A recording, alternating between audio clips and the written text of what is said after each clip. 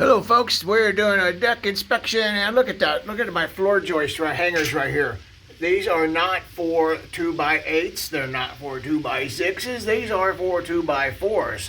Do you think that they actually make it for 2x6s and 2x8s and a 2x4 is supposed to work? No, wrong. This is why we get this is not right. Also look up here, you'll see that I don't have any flashing between my deck boards and my band board.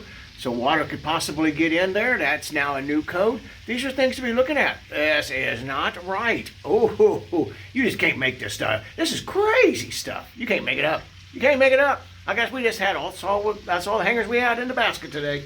So that's good. Look here, folks. Look here. I'm going to show you what they really look like. See here? See how that is? You can see them. That's what they're supposed to look like. Of course, we'll talk about the nails in another one. Thanks, folks, for watching our videos. Have a great day. Galloway Building Services.